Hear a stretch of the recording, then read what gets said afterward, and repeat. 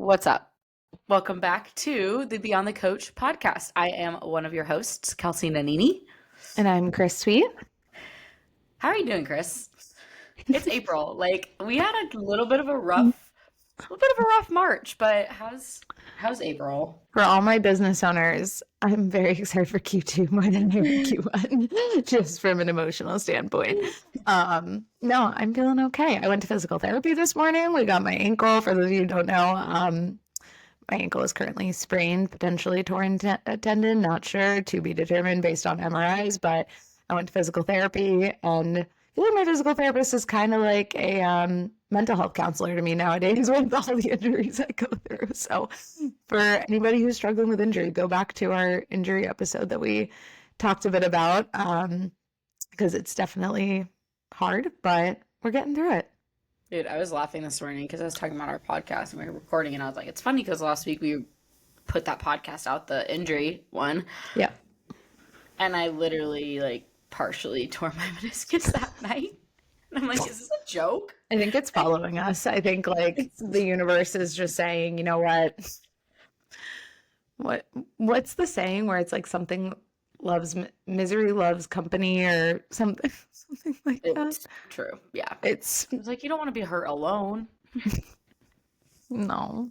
Or it's like my low back was like, we can't be by ourselves. We need like another problem to come up. I'm like, okay, thank you for that. Sounds great. It's awesome.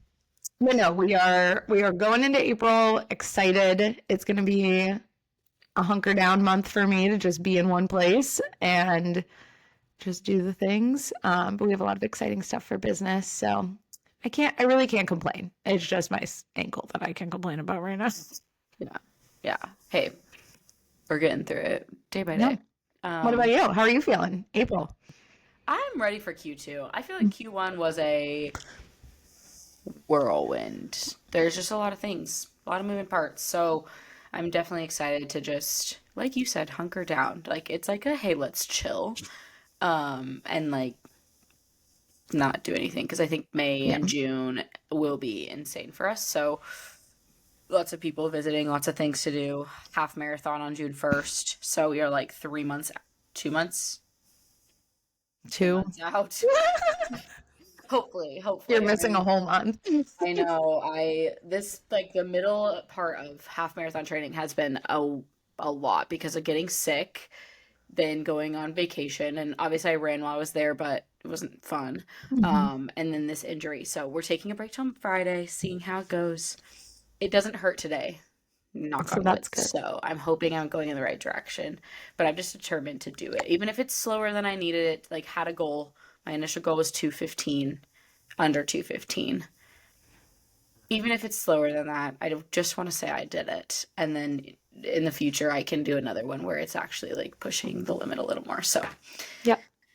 we're thriving. But today, we have a really good podcast for you guys. I think it's going to be definitely a little bit of a, maybe not a rant, but like it's Let's face it, all of our podcasts are kind of rants. they're If you're rants. listening to us, Yeah. it's because you like to yap with us. It's just Yeah. it's a full yap sesh for 30 to 60 minutes at a time. So Very true. if you've continued to listen, we thank you for that because Yes. our brain cells definitely don't do well with just like an order. We just go for it. Thank you for coming back time after time.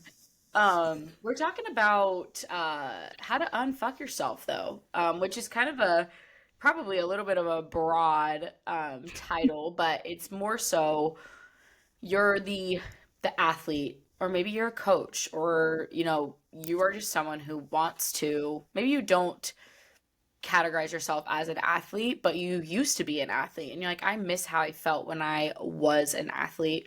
Um, whatever it may be, you're just someone who wants to be elevated. You want to, whether it be to lean out or gain muscle or improve your performance, or maybe it is weight loss.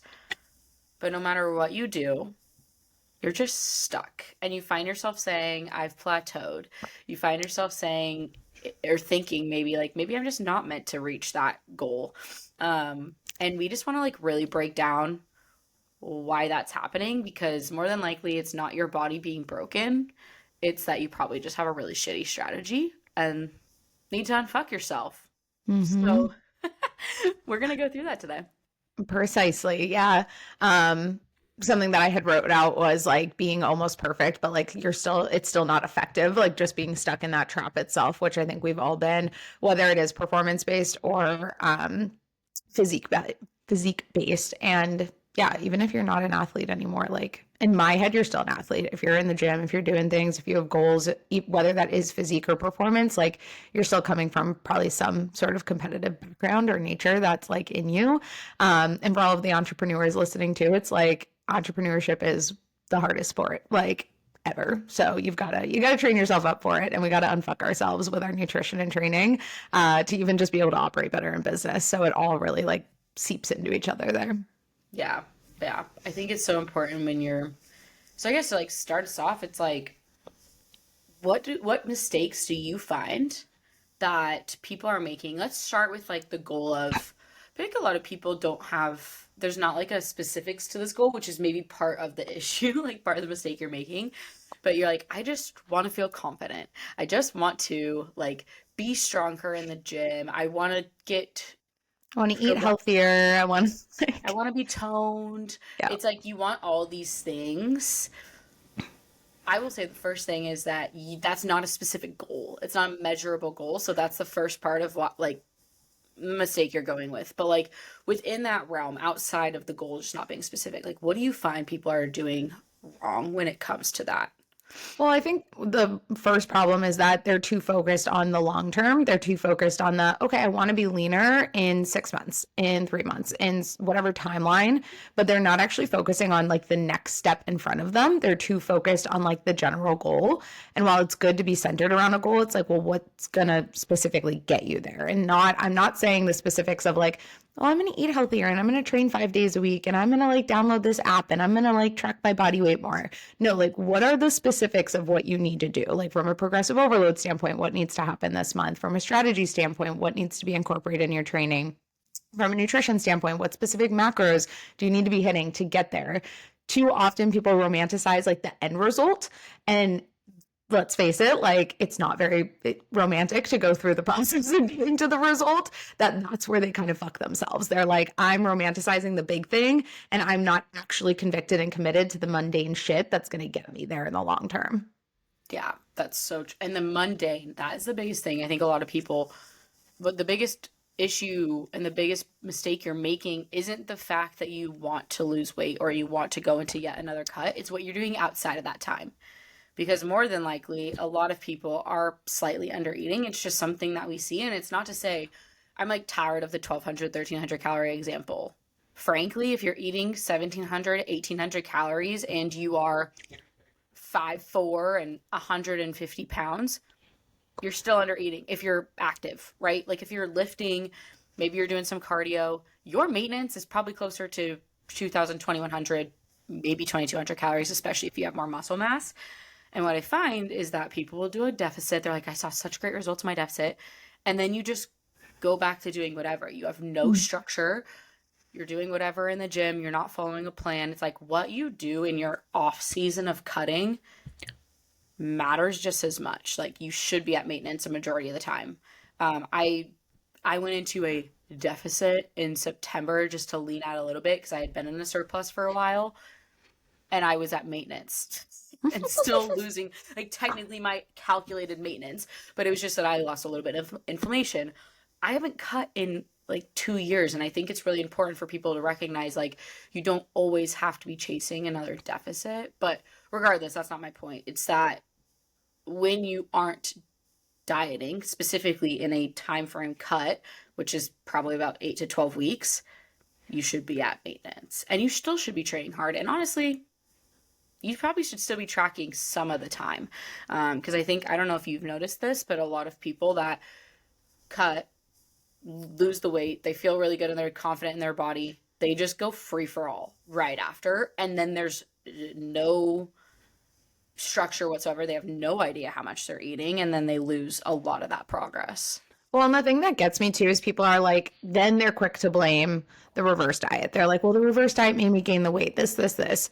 Yes, you are like, if you look at the science, like you are consuming more food, but you're not consuming such a surplus where that alone is going to be contributing to a rate of fat gain. And nor is all weight gain fat gain. I have to make that so clear. Like, nor is all weight loss fat loss. Like, there's so many different spectrums we can look at with it.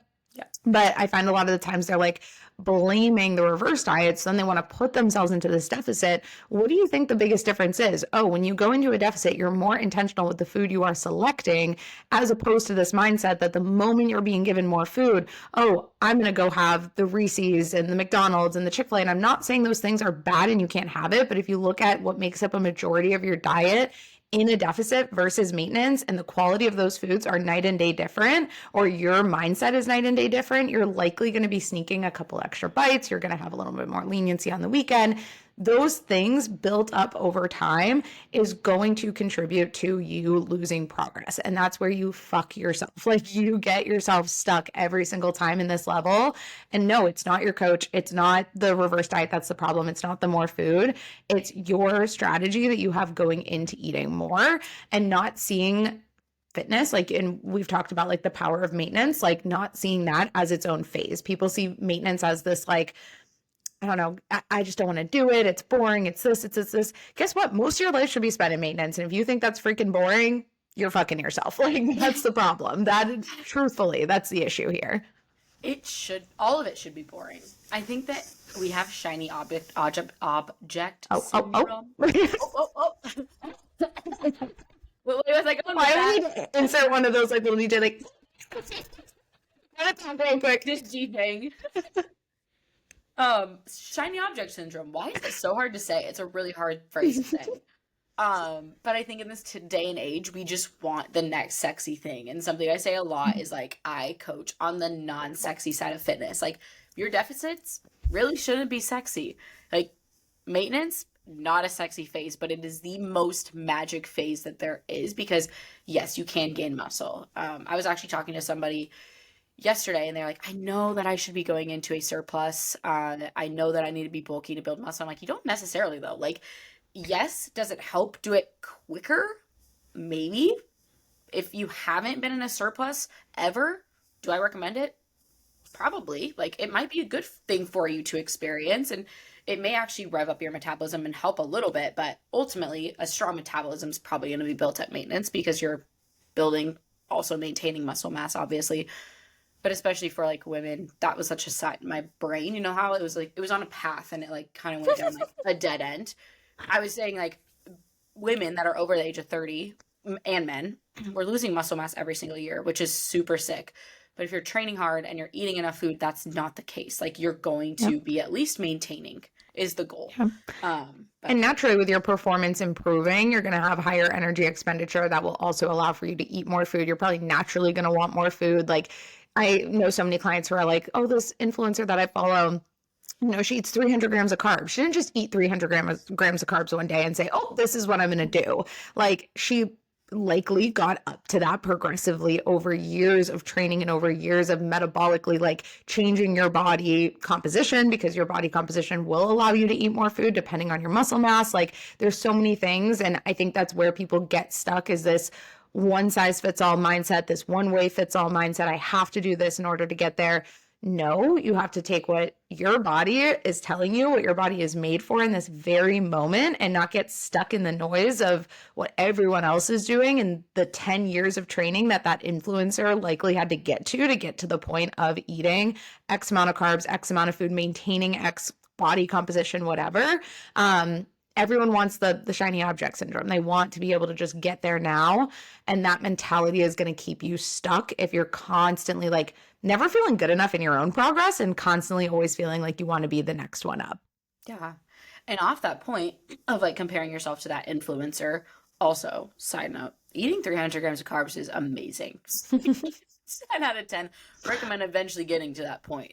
Like, I think a lot of people think it's crazy. But like, your body sometimes does need that depending on how active you are.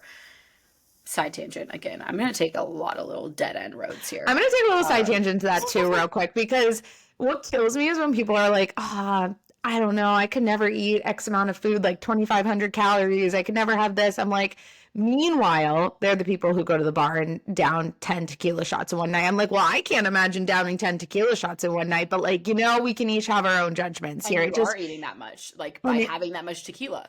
correct. And I'm like, where do you think your weight gain has come from? Where do you think this inflammation has come from? And it's just crazy that people are so quick to blame like macro protocols and something that's given based off science, but yet they're not willing to look at their own actions and the things that they're ignoring, which is those weekends with the alcohol and with everything. And that, I'm just going to keep saying, is fucking yourself. All right. Like, it's just going to fuck yourself if that is your mindset and that's how you're going into your weekends. I'm not telling you not to ever have a drink. Trust me, I enjoy my glass of wine. But if you are someone who's constantly struggling with that relationship with alcohol, a lot of your calories are going to be coming from it and you're not going to be seeing the results that you want.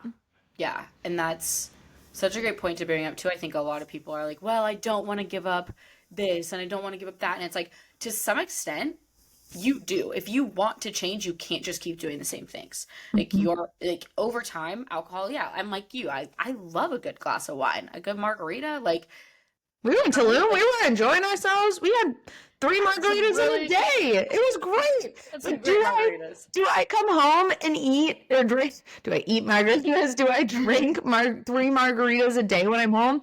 No, there's a time and a place for it, but it's the chronic issue that someone has with it, where I'm certainly not bashing alcohol. It's also like, maybe you're having an appropriate amount of alcohol, but it's all the habits that turn to shit the moment that you down alcohol. Like, there's definitely moments where I've been there, I've been out at the bars, you have one too many drinks and suddenly you're like, yeah, those fries sound good and this sounds good and this sounds good.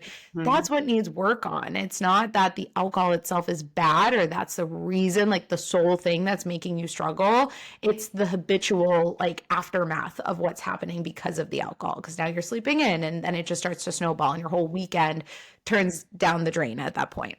Yeah, I'm definitely not someone who's going to demonize alcohol because I enjoy a drink. Like I'm not the person that's going to demonize it, but yeah, like you said, it is the actions that follow, and it's also the repeated action of doing it. Like every week you're thinking of the 4 weekdays and then Friday, Saturday, Sunday as a separate entity, and that is what's keeping you fucked. Because now what you're doing is you're like super on point, you're meal prepped for Monday through Thursday, and then Friday through Sunday you're going out and you're doing whatever, and it's not to say you can't live life. It's also recognizing, like, we went to a baseball game last Sunday, and I was like, there's not really anything at the ballpark that's really intriguing me. I brought a protein bar. Some may be like, that's really like a flawed way of eating, but I'm like, no, like there was a time when I was trying to lose weight in college and I brought a bag of 10 almonds to a Mariners game and I wouldn't allow myself to have anything else because I was like, I have to stay on my plan. This was not the case. More so, it was like, I don't feel great. Also, they have a Chick-fil-A at the stadium, and it was Sunday, so it was closed. Like, I totally would have gotten it. Guys, when it's a Sunday and you just want, like... It's when you always want it. You always want it. On a road trip. I'm going to make a side tangent here, all right? If Chick-fil-A, if you're listening, I understand why we're closed on Sundays. I get it. Like, I totally respect it.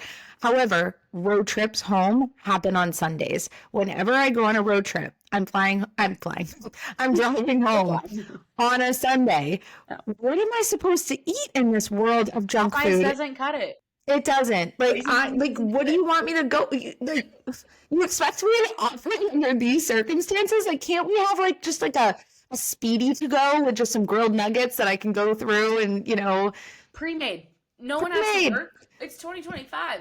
Give it to us. I've seen those buildings where you can walk in, nobody's in there, and then you walk out and it automatically charges you based on what you walked out with. It's like crazy technology. So Chick-fil-A, I'm just saying, give your employees the day off on a Sunday, but can we get to like this robotic system where you just hire some robots on a Sunday and like... I know.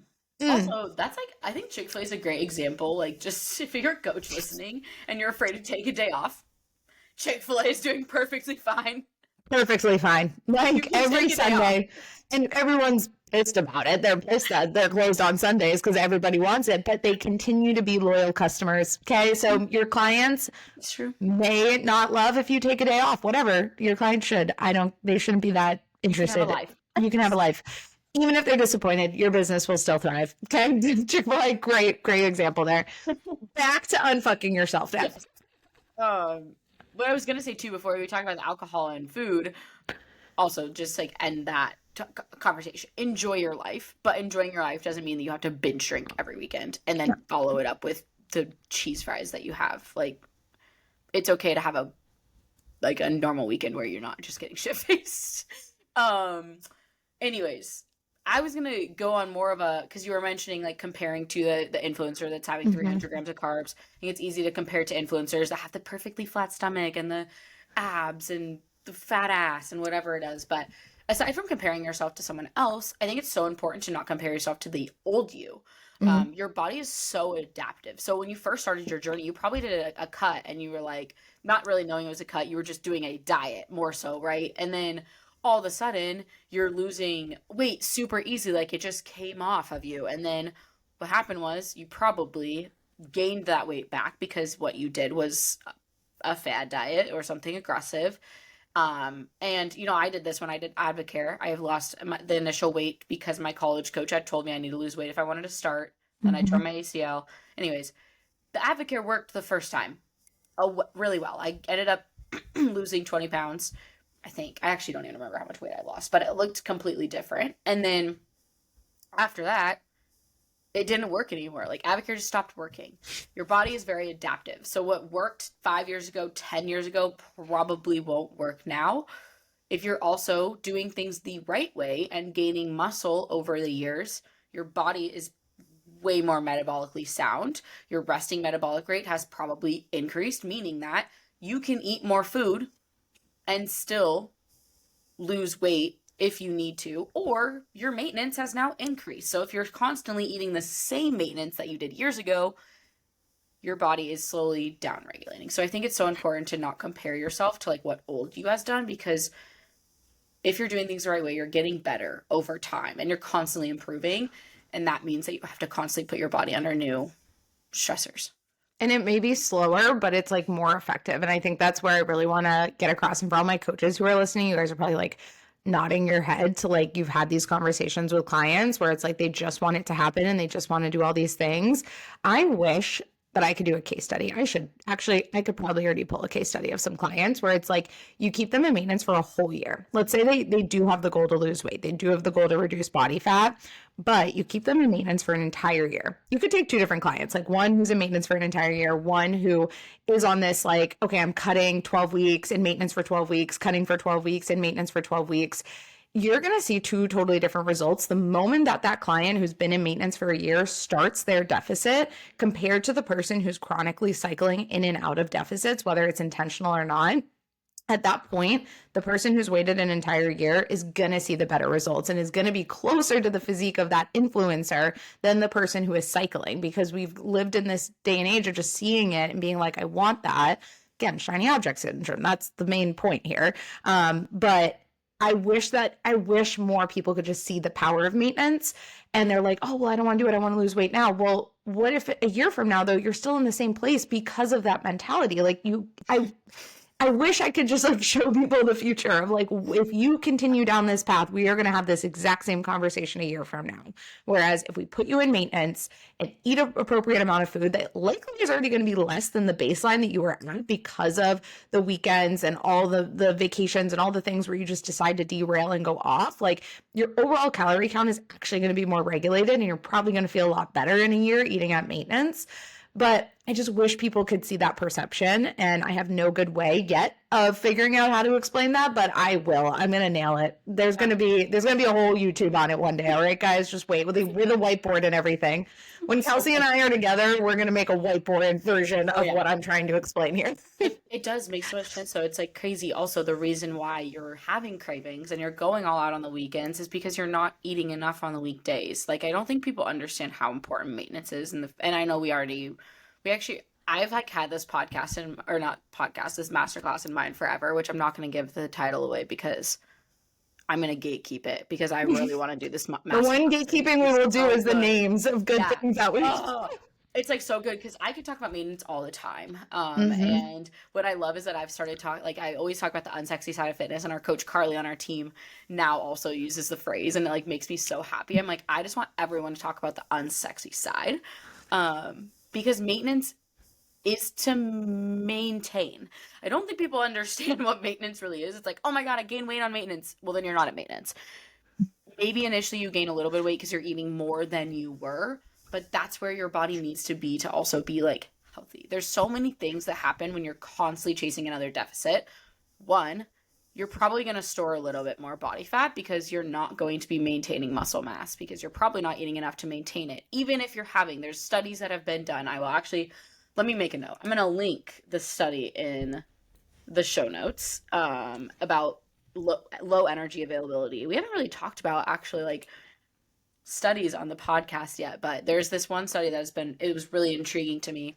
It was about low energy availability, which is basically, I can't remember the number, um, but essentially you're eating a, a certain amount less than whatever your muscle mass, your lean mass requires.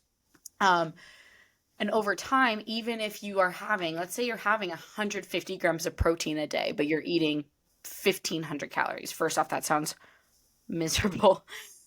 But let's say you've been doing that long term, like for a very long time. It's just something you do. You're like, I eat high protein diet.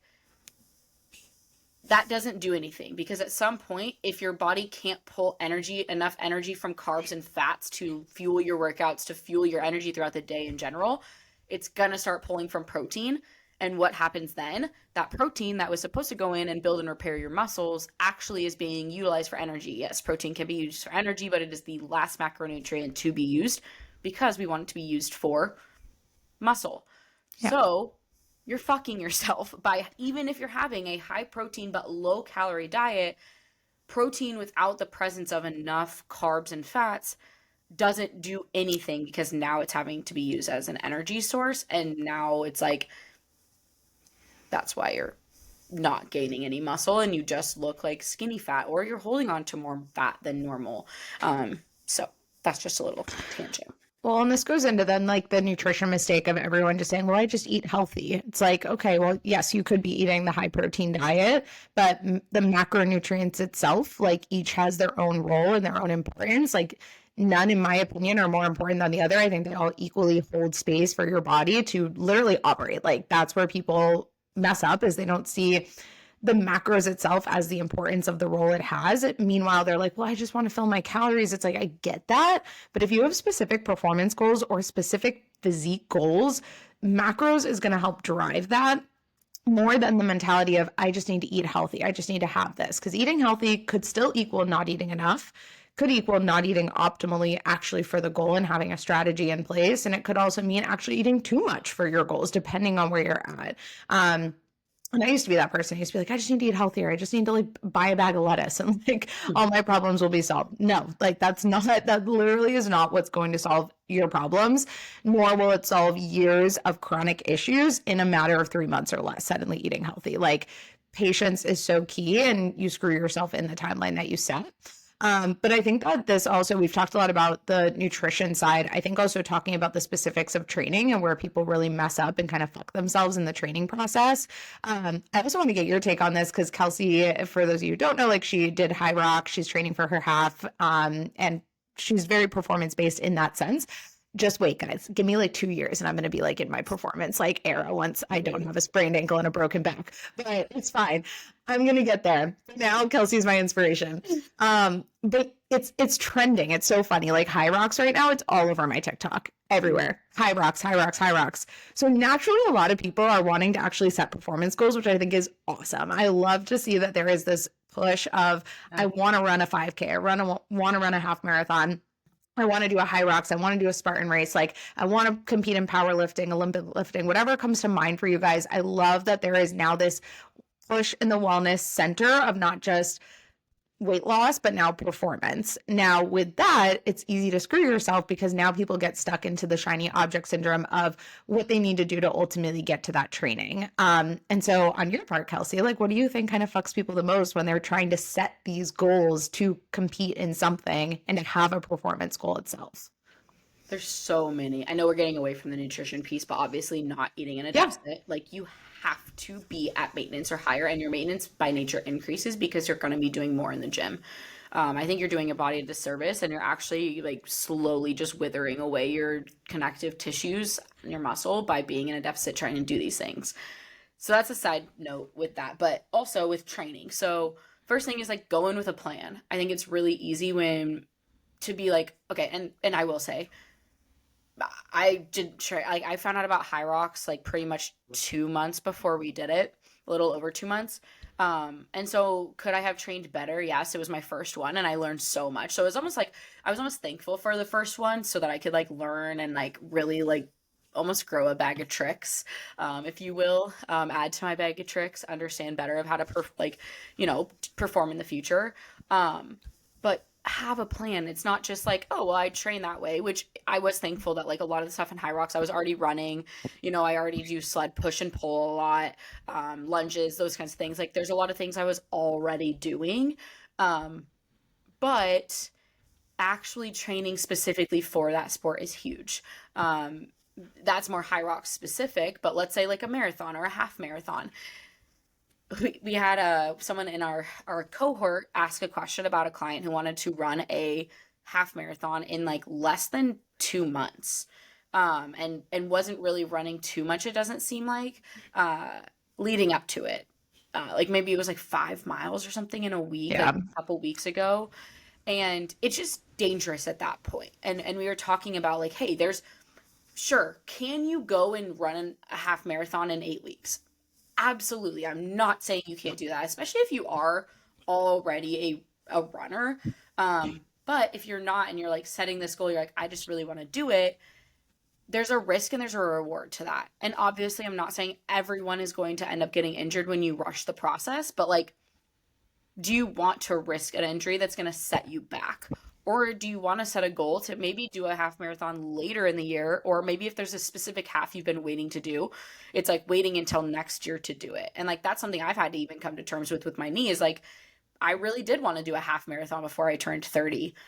If it's not safe and if my knee is not liking it, then yeah, I have to come to terms with the fact that maybe it's not going to happen this year and I will have to push it off because I don't want to end up injuring myself further and then putting myself into a further hole.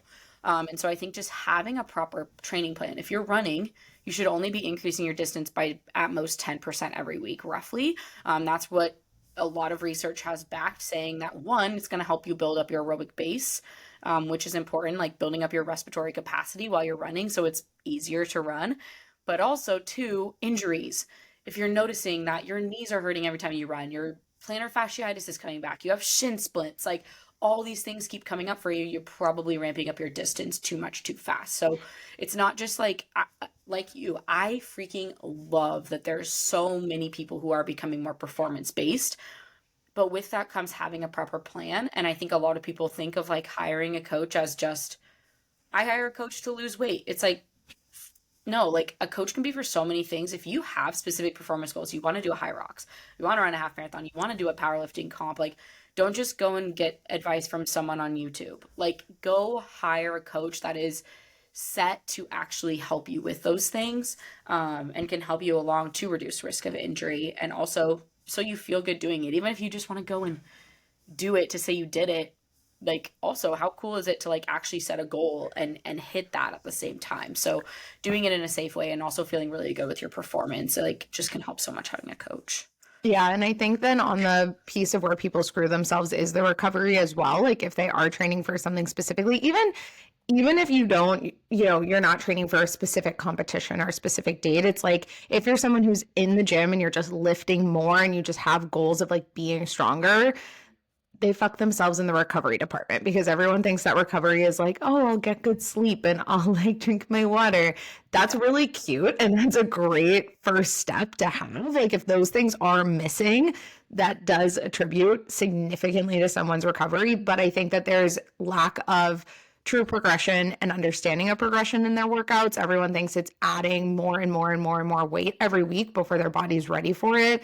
There's lack of deloads happening. There's just no strategy behind that. And then also the nutrition piece. Like if you are doing more, but nutritionally speaking, you're not almost like progressing that at the same time. There are two different types of progressions that have to happen that can really screw someone's body as well. Yeah.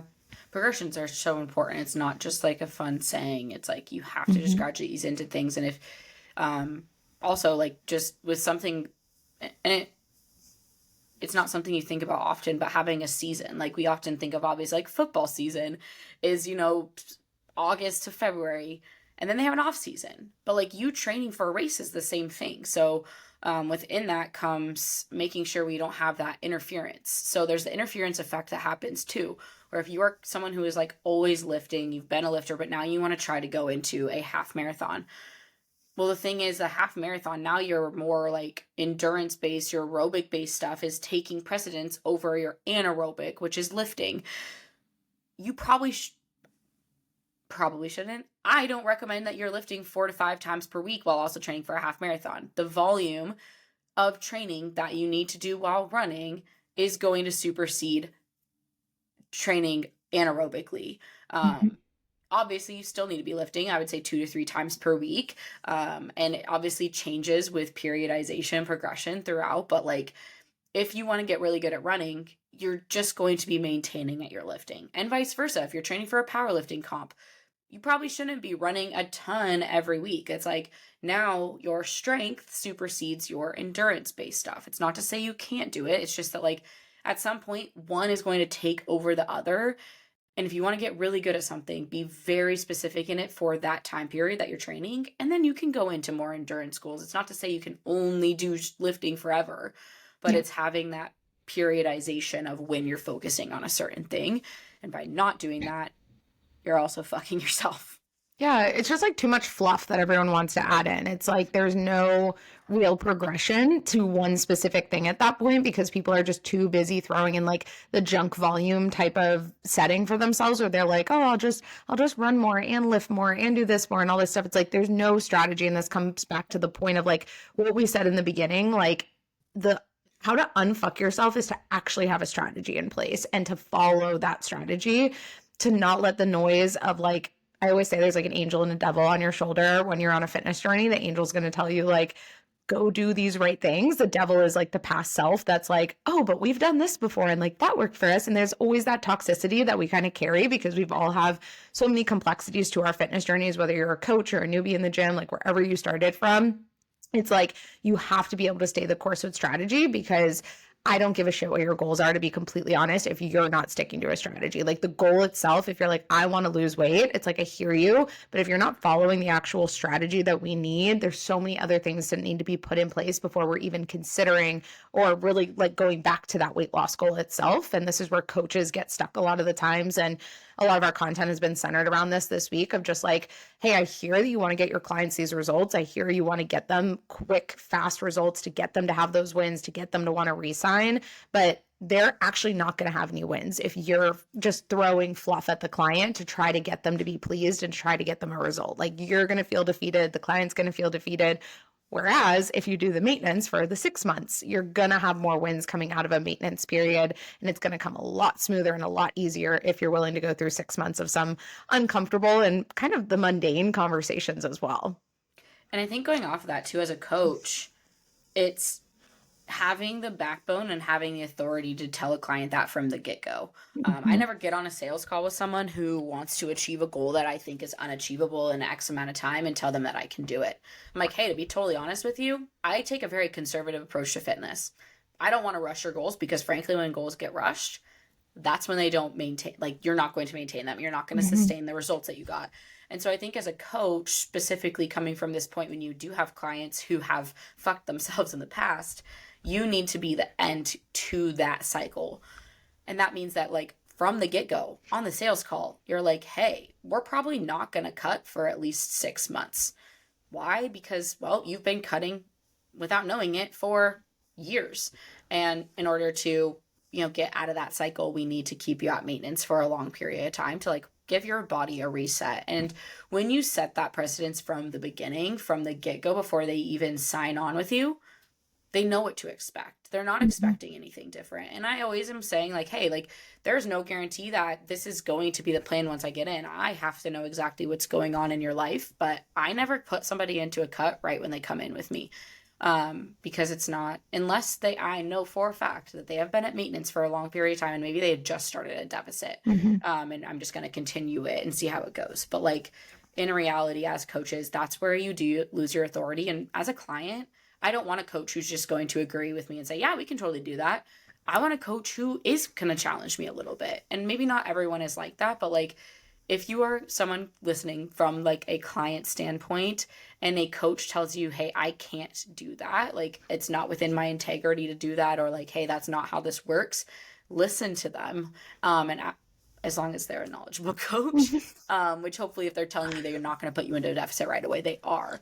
But like, know that that's in our integrity and we're doing what's best for you. You don't want a coach who's just like, yeah, sure, we can do that, and is just agreeing with whatever you want. You want the authoritative coach who's going to educate you on why that's not a possibility right now, but it can be in the future. Yeah, and I think it's also making adjustments based on data, not feelings. Like, I hear a client, like, if I tell them something and they're like, oh, but I want this, and this is, clothes are fitting tighter, it's like, I hear you, but emotions are like the least reliable thing, first off, because if we are a woman, hello, like, every week's different based on our cycle more times than not. Like, I am not reliable when I am in my luteal phase. Like, my emotions are on a whole different level. But it's truly like, if you're a coach programming for a client, or if you are genuinely just someone listening who's like, I am trying to figure out my own nutrition and training and everything, it's like, how many times have you just been making adjustments or programming or doing progressions based off the emotion that you're feeling in that moment and not actually based off of reliable data? And this is where I recommend you all start tracking the data, start tracking your nutrition, start tracking your training, start looking at doing a form of progressive overload and understanding what that looks like in order to make more educated things. And this is where I love having a coach myself, is even in this period with injury right now, it's so easy for me to be in more of the emotional state and not the logical state. Even as a coach myself, again, I can be logical for my clients, but regardless, we all have that devil on your shoulder where the emotions are going to come into play. And thank God I have a coach. Thank God I have her, because she gets to now give me adjustments based off of data, based off of facts, based off of genuinely what my body needs right now, and not based off of emotions and based off of feelings and based off of whatever is going on for me dealing with injury once again. So that's the power of having a coach, or at least having another set of eyes, no matter where you are in the process. If you're a newbie, if you're a coach, if you're advanced, if you're training for high rocks, like, whatever's going on, having someone to look at the data is literally what it is. And having weekly check-ins.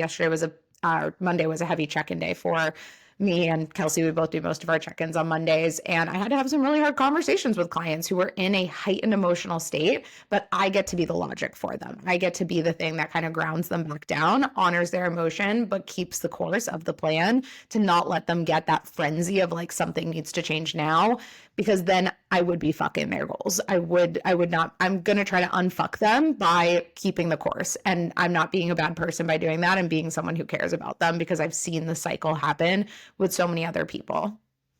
Yeah, I think it just all boils down to, like you said, strategy and having support too. You're never too advanced to have a strategy. And I too think like there's an element of like, sometimes it's okay to just take a break from constantly having structure. Totally. I think sometimes you do need that, to just like have, and that's where maintenance comes in, where you don't, maybe you're just doing fitness for fun. You're someone who's been bodybuilding for years, and you just want a break, and you just want to like enjoy and have fun with fitness again and be free with it. Totally fine.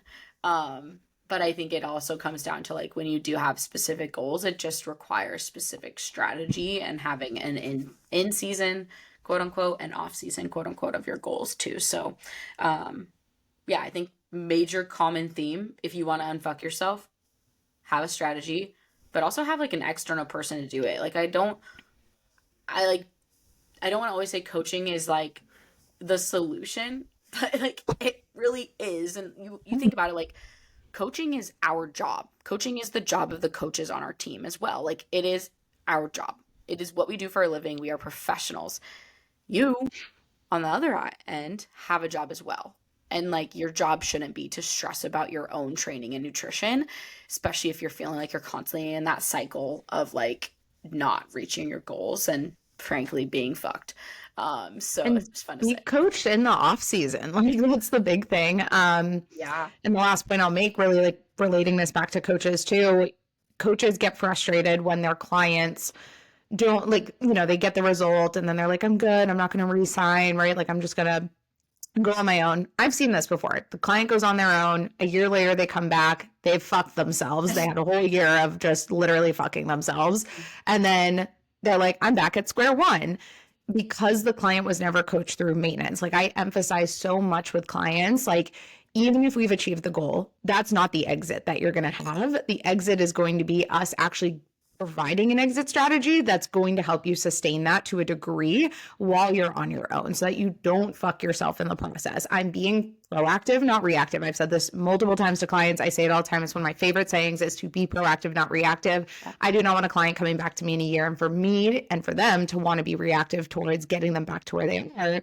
Whereas we could have been proactive a year ago if that client stayed with me for another 6 to 12 months, just to emphasize that. So if you are a coach who kind of struggles with that and you don't even know how to tell a client what to do, like through that, or how to actually re-sign them, you probably need to work with a coach through maintenance. You probably need to work through a coach with a coach, not when you have the specific performance goal or the specific physique goal, but genuinely through the mundane shit too. So you know how to coach your clients. Like that is such a hot take that I have is like I've worked with coaches in off seasons and then the on season of when I have a particular goal in mind, or I'm trying to prep myself for a particular goal. Yep. Yeah, that's such a good point. Having him in the off season. If you're a coach who hasn't had a coach in general and you haven't gone through the different phases, having a coach yourself will help so much more with the mental aspect too for your clients. Like you have to understand what it feels like to be in a client seat when a coach is telling you certain things, and that's why it can be super helpful too to come at it from that angle. 100%. We say it all the time, and this isn't meant to be a podcast where it's like, go hire a coach, but like we emphasize it for a reason because Kelsey and I have been there. Like we've been in your shoes of somebody who like didn't have that or had these questions or fuck themselves. Like we've had to unfuck ourselves plenty of times, like with or without assistance in different seasons of life. And that's why I'm happy that we could touch on this today because there's so many different facets of it. But I think it starts with like having that strategy in the first place. And if you can't stick to a strategy or you sit down and you're like, I'm overwhelmed by this, that's the sign to start reaching out for help and assistance because it's not, you don't need to have the job to do all the research on your own self, especially as a coach who's doing it for everyone else. The last thing you usually want to do is sit down and do your own programming and progressions, but also like you're kind of the least important person when you're operating of like being a business owner. Like your own self is the bottom of the priority list because you are taking care of everyone else. And that's natural. That happens. Like we've all been there. Yeah. Yep. Amen, sister. So I will say, coming out of this podcast for anybody is like, just ask yourself, like, where are you bullshitting yourself this week? Like, where is that coming up? Like in your training, in your nutrition, in your lifestyle. And then focus on making like one change, one thing. It doesn't have to be a million things at once. And instead of looking ahead and being like, gosh, I want to lose those 20 pounds in the next 6 months. What needs to happen right here, right now? Where are you bullshitting yourself in the goal that you're setting? And how can you now make a better framework moving forward? And just have that realization coming out of this episode. Yep. Solid. I know we talked about coaching, so there's a link in the bio. We have two separate links. One is if you are a coach to apply for our Apex Coach Accelerator program. If you are a lifestyle client, you're just looking to perform better, to feel better in your body, feel more confident. We have a awesome team of coaches who are more than ready. I don't think I was going to say ready, but they're ready. More than capable of helping as well on that end. So those links are in the bio. And if you guys want to get a taste of what it's like to talk with Kelsey and I, we have our school group link as well. So you guys can hop in there. We host free calls every Monday morning and Friday morning at 9 a.m. Eastern time. So 9 to 9:30. And it's a great community I'd like to have, especially if you're a coach or you're a newbie coach, or you're thinking about it. You really just get to be immersed with us and other coaches. We've become such a close knit group, which I'm so proud of us for having that. But definitely join the school group as well if you're really looking for more free additional value from us, where you want to just kind of see what our mentorship style is like and how we go about talking with coaches. Yeah. Alrighty. Thanks for listening. We'll see you next time, guys. Bye. Bye.